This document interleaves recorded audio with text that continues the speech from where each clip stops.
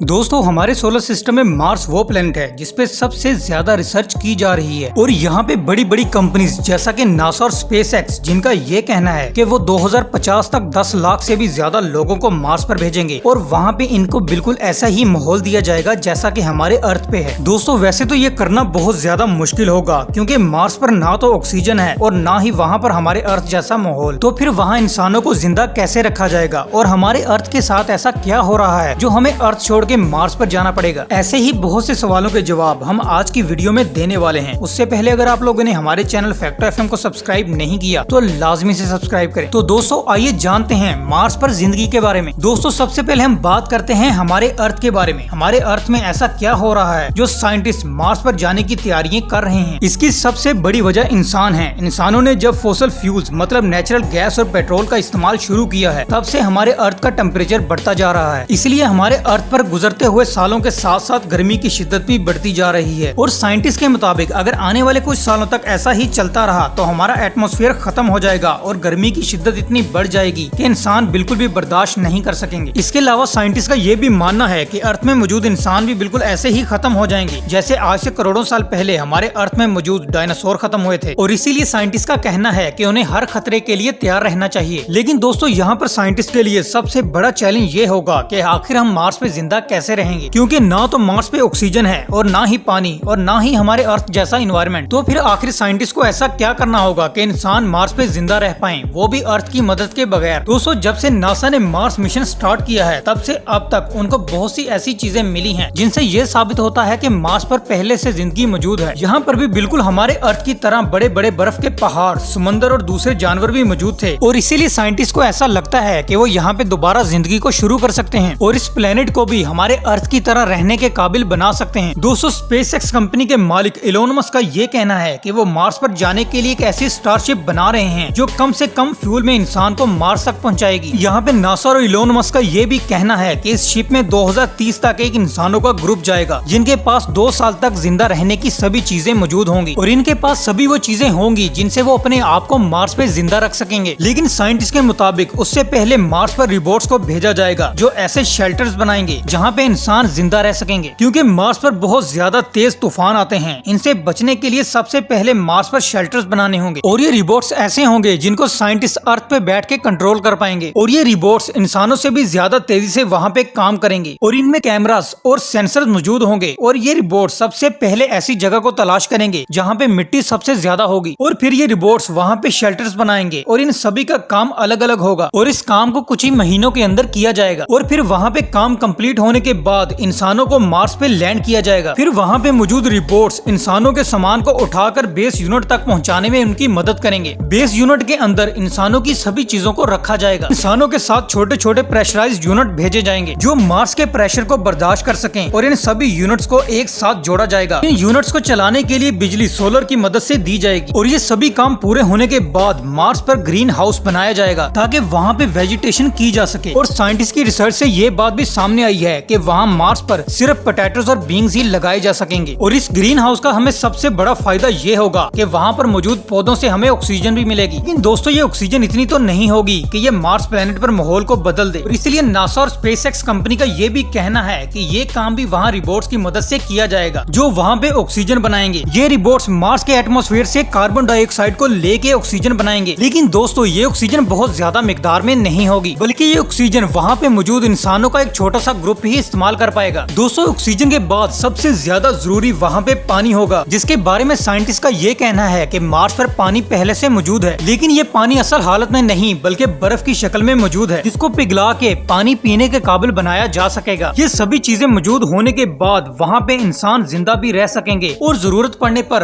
अर्थ की तरफ वापस भी आ सकेंगे। लेकिन दोस्तों यहाँ पे हैरानी की बात तो ये है कि वहाँ पे इंसान सिर्फ शेल्टर्स के अंदर ही जिंदा रह सकेंगे, क्योंकि जब इंसान शेल्टर से बाहर निकलने की कोशिश करेगा तो मार्स का प्रेशर इंसान की बॉडी के टुकड़े टुकड़े कर देगा। और यहाँ पे आपके माइंड में ये सवाल तो जरूर आया होगा कि मार्स पर जाने के बाद इंसान सिर्फ शेल्टर्स में ही रह पाएंगे, तो फिर वहाँ पे इतना सब कुछ करने की क्या जरूरत है। और यहाँ पे साइंटिस्ट का ये भी कहना है कि अगर हम मार्स के एटमॉस्फेयर में कुछ ऐसी चेंजेस कर दें जिससे वहाँ का टेम्परेचर बिल्कुल हमारे अर्थ की तरह का हो जाए, ऐसा करने से वहाँ पर आने वाले कुछ सालों में जिंदगी को रहने के काबिल बनाया जा सकता है। यानी कि फिर मार्स भी हमारे प्लेनेट की तरह का ही एक एक प्लेनेट बन जाएगा। साइंटिस्ट के मुताबिक मार्स का टेम्परेचर बढ़ाने से वहाँ पर दोबारा जिंदगी शुरू की जा सकती है। यहाँ पे एक IT की स्टूडेंट मार्गनीटा मैरिनोवा का ये आइडिया है कि मार्स पर रोबोट्स की मदद से फैक्ट्रीज बनाई जाएं और सुबह शाम वो वहाँ पे चलती रहें और इन फैक्ट्रीज का काम वहाँ पे सारा दिन धुआं निकालना होगा और उसके बाद फिर मार्स के साथ भी वही सब कुछ होगा जो हमारे प्लेनेट के साथ हो रहा है, यानी कि ग्लोबल वार्मिंग। लेकिन यहाँ पे इलोन मस्क का ये कहना है कि अगर हम मार्स पर 10,000 से भी ज्यादा न्यूक्लियर वेपन का इस्तेमाल करें तो ऐसा करने से वहाँ की बर्फ भी पिघल जाएगी और वहाँ का टेम्परेचर भी बढ़ जाएगा और फिर मार्स भी बहुत जल्द इंसानों के रहने के काबिल हो सकता है। लेकिन दोस्तों फिलहाल नासा और स्पेसएक्स का यही कहना है कि वो 2030 तक वहाँ पर इंसानों का एक छोटा ग्रुप भेजेंगे जो कि वहाँ पे रिसर्च कर सके और ज्यादा से ज्यादा इंफॉर्मेशन हमें पहुँचा सके। लेकिन दोस्तों इन सभी को वहाँ पर जिंदगी सिर्फ एक कैबिन के अंदर ही गुजारनी होगी और साथ ही साथ उनको मार्स पे काम भी जारी रखना होगा ताकि आने वाले कुछ सालों में इस प्लेनेट को भी रहने के काबिल बनाया जा सके। वैसे दोस्तों आपका इसके बारे में क्या कहना है कि नासा और स्पेसएक्स इस मिशन में कामयाब होंगे? अपने ख्यालात को कमेंट सेक्शन में जरूर शेयर कीजिएगा और उम्मीद है कि आपको हमारी आज की वीडियो अच्छी लगी होगी। अगर अच्छी लगी हो तो वीडियो को लाइक और चैनल को सब्सक्राइब कीजिएगा। मिलते हैं नेक्स्ट वीडियो में।